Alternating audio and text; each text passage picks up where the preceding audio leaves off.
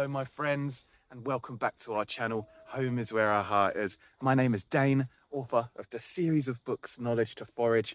I hope you're having a beautiful day wherever you are in the world, and thank you all for joining me here today on this beautiful, warm, sunny day where I'm absolutely blessed to be spending my time heading out into the countryside to collect myself some wild chamomile.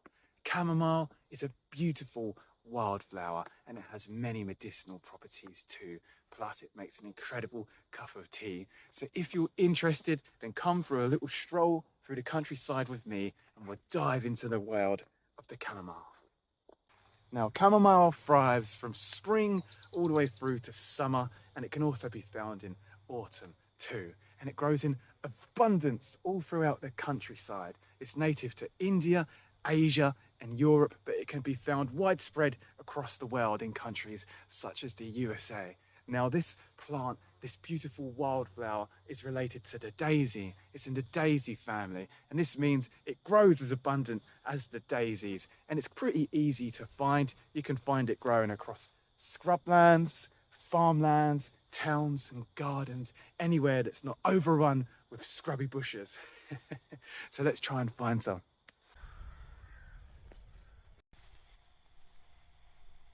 So as soon as we came out into the beautiful countryside, we was instantly graced with the sight, of course, a beautiful view and an abundance of chamomile. Now would you look at this beautiful blooming chamomile? Isn't it a beautiful flower? With its bright white petals and heart of gold, just like a daisy.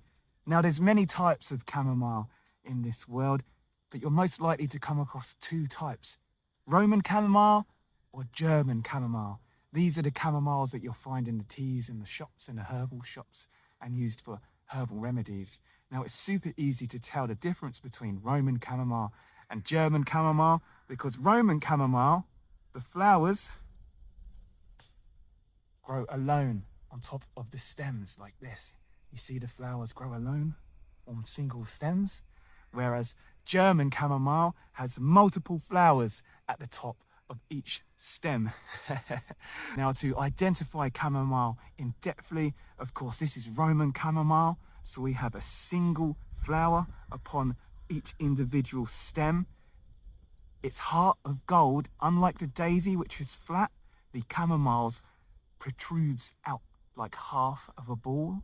Of course it has white petals with these little tiny nips out the end of each one. Its stem and leaves are green and they have many little leaves upon them. Now this chamomile is growing in abundance on this farmer's field, and although I'd love to pick it and take it home with me and make it into a tea because it does look so flourishing and healthy, I don't know what pesticides have been used on this field, so we're just going to walk a bit further on away from this agricultural land and find some more wild and free chamomile.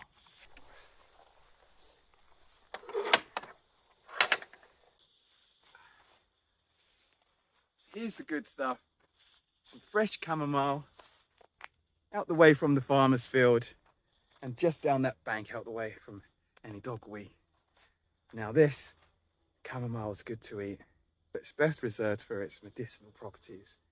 Now chamomile makes a fantastic tea, of course. You can make it fresh or dry the chamomile to make it last all year long, and to dry it all you do is pick it like this, put it in a cardboard box on the side and let it dry naturally, and then you have your own wild and free chamomile tea. Now I see lots of recipes and books making the mistake of just collecting the flower heads for this. You can just use the whole plant. It's all got the goodness, and you can use it in other recipes too. It's used for rice puddings. It makes a great addition to rice pudding. Imagine a rice pudding in your mind right now. Rice pudding, delicious. Now add in the fragrance of chamomile. What's not to love? And it can also be used to brew a beer. And this beer goes all the way back to the Saxons and beyond, the chamomile beer. But beyond beer, the chamomile flowers carry with them many more blessings.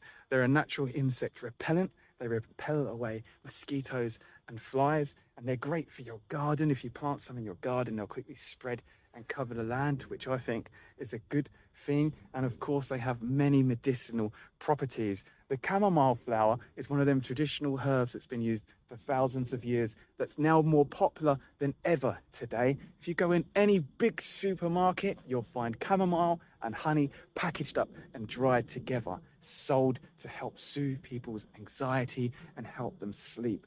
Now, going all the way back in time in traditional herbalism, chamomile flowers have been used to help treat coughs and colds and many ailments. And they also, of course, are most popularly used as a natural sedative to help soothe anxiety and to help induce sleep. Now, there's all different types of anxiety. I don't like the word anxiety. We should go back to the older language, sort of nerves, feeling nervous or upset. And there's different types. You can feel nervous in your stomach, nervous in your mind, nervous in your chest, and all these herbs kind of soothe things in different ways. And chamomile helps soothe the chest region of anxiety. You know, when you think something scary or see something scary and you feel the in your chest, chamomile helps soothe the, and I personally use it for that. In times of anxiety, a good chamomile tea will help me stop feeling the surge of anxiety in my chest.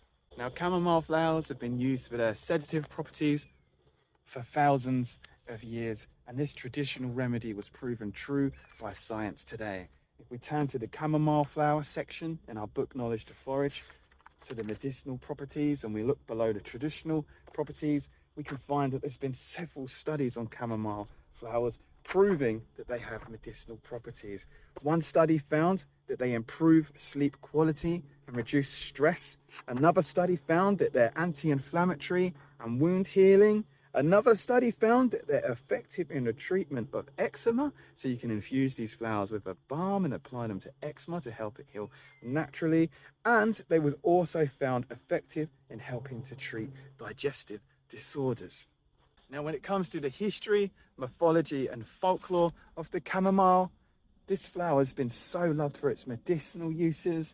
It doesn't really have any tales of fairy or magic, but it is found immortalized in the Saxons' 9-herb charm. The 9-herb charm is an old poem that's been passed down through the Saxon years and believed to come beyond this, that contains poems and rhymes about herbal remedies. No one truly knows what the herbal remedy it is. Some people believe that it's a remedy for a snake bite. Other people believe that it's a remedy to fly, but nobody truly knows. And the chamomile pops up in the Saxons' sacred 9-herbs charm. And it says, "Remember, chamomile, what you made known, what you accomplished at Elford, that never a man should lose his life from infection after chamomile was prepared for his food." So that's it. We've dived into the beautiful world of the chamomile flowers. Aren't they an incredible, beautiful, and very specially medicinal flower? As always, people, it's been a pleasure. Don't forget to do all the modern world things such as like and comment, subscribe to this channel, because it really helps our channel grow so our nature-inspired education can reach more people. Follow us on Facebook and Instagram, because we're always putting things on there too. And if you want to own all the knowledge just like this, then check out our big book, Knowledge to Forage. But most importantly of all, take care of yourselves and always remember that you are just as natural as these flowers. I'll see you all next time. Peace.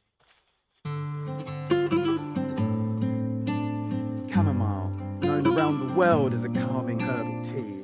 This beautiful smelling flower can be welcomed into our lives with ease. A friend when times are tough, the chamomile flower is there.